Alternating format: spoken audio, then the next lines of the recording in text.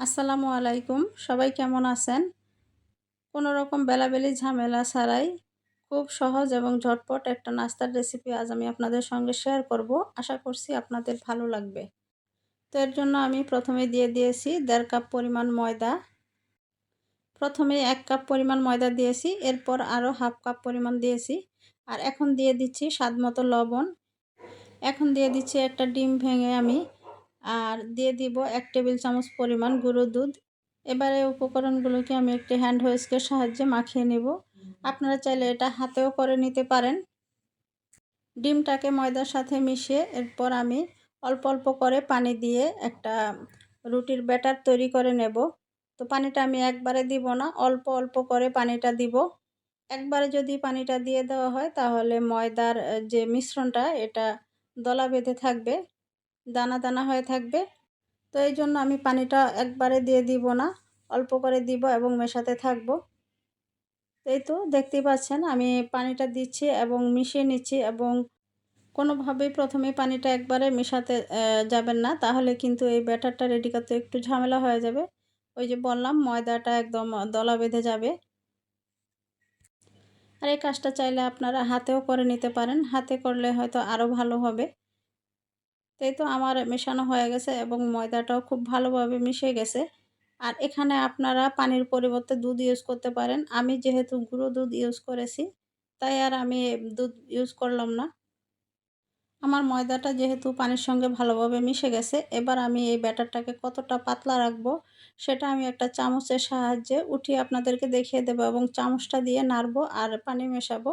Hand হুইস্কটা আমি সরিয়ে নেব, যেহেতু আমার ময়দাটা মেশানো হয়ে গেছে। ব্যাটারটা অনেকটাই পাতলা হবে এবং খুব স্মুথ হবে। ব্যাটারটা যদি স্মুথ না হয় তাহলে কিন্তু রুটিটা ভালো হবে না, ভালো একটা রুটি বানানো যাবে না। আমার ব্যাটারটা আরেকটু পাতলা লাগবে, তো আমি আরেকটু পানি মিশিয়ে দিলাম।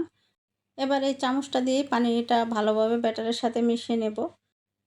এই তো আমার ব্যাটারটা রেডি হয়ে গেছে। তো আমি যতটা পাতলা চেয়েছিলাম ঠিক তেমনই হয়েছে। এটা আমি এখানে ঢাকনা দিয়ে রেখে দিয়ে এরপর আমি আরেকটা কাজ করতে চলে যাব চুলার কাছে।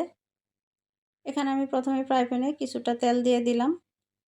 এবার দিয়ে দিব পেঁয়াজ কুচি। পেঁয়াজটা তেলের মধ্যে দিয়ে কিছুক্ষণ ভেজে নিব।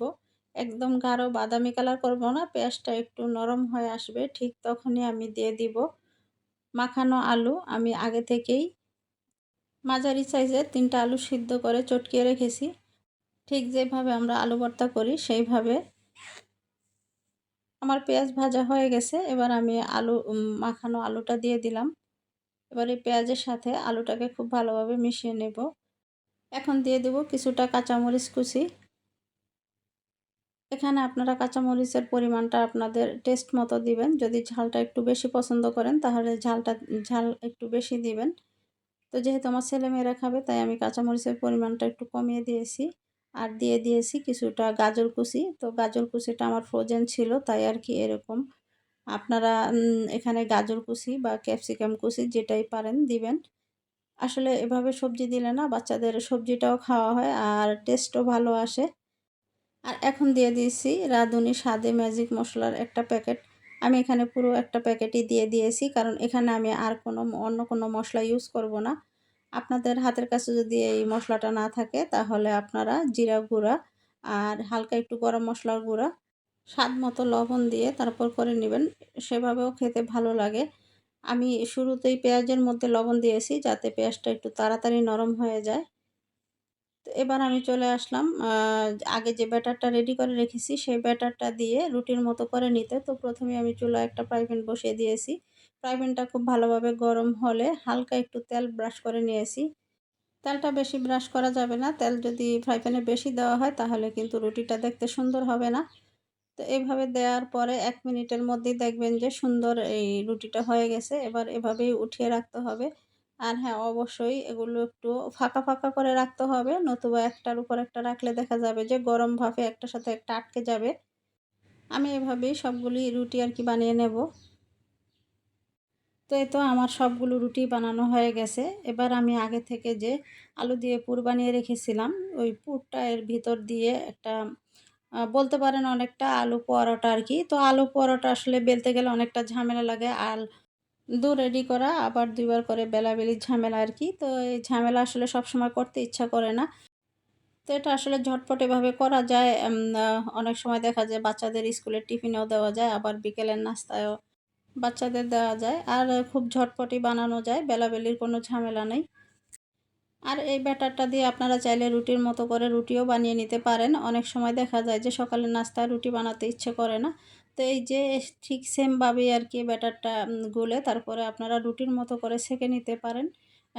তো এ পর্যায়ে এসে বলছি যে আমার ভিডিওটির কোনো অংশ যদি আপনাদের ভালো লেগে যায় তাহলে প্লিজ ভিডিওটিতে একটি লাইক দিয়ে দিবেন। আর আজই যদি আপনি আমার চ্যানেলে নতুন হয়ে থাকেন তাহলে চ্যানেলটি সাবস্ক্রাইব করে আমার পাশেই থেকে যেতে পারেন। আর এই ভিডিওটা যদি ফেসবুক থেকে দেখে থাকেন তাহলে পেজটি ফলো দিয়ে রাখতে পারেন। আর এই কাজটির কোনো একটিও যদি আপনি করে দিয়ে থাকেন তাহলে আপনাকে অসংখ্য ধন্যবাদ। তো আমি এই যে আলুর পুরটা ভিতরে দিয়ে তারপরে স্কোয়ার শেপের পরোটার মতো করে ভাঁজ দিয়ে নিলাম। আর এই যে ২ টা মাথা লাগানোর জন্য আমি যে ব্যাটারটা রেডি করেছিলাম, কিছুটা ব্যাটার রেখে দিয়েছিলাম আরকি বাটিটার মধ্যে। তো ভাঁজের ২ মাথায় একটু ব্যাটার লাগিয়ে আঙ্গুলের মাথা দিয়ে ওটা আসলে ঘামের মতো কাজ করে, দিয়ে একটু চাপ দিয়ে দিলেই আরকি ২ টা মাথা আটকে যাবে। আর এই তো আমার সবগুলোই এভাবে আমি বানিয়ে নিয়েছি। এখন চলে আসলাম ভাজতে।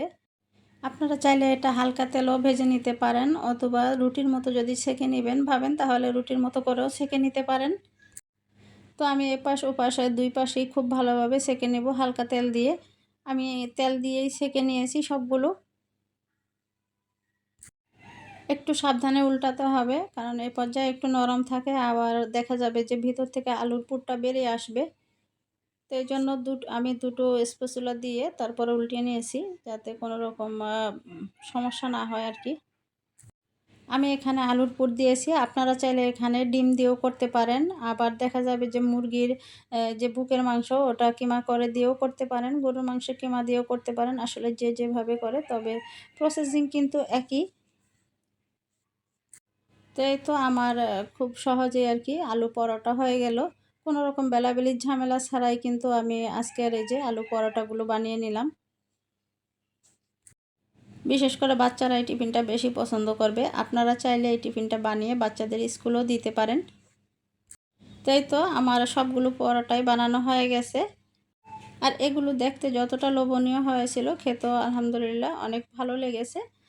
লাইটের আলোর কারণে আমার এখানে পরোটার কালারটা খুব একটা সুন্দর আসেনি। তো আজকের মতো ভিডিওটা এখানেই শেষ করছি। দেখা হবে নতুন কোনো ভিডিও নিয়ে। আল্লাহ হাফেজ। আসসালামু আলাইকুম।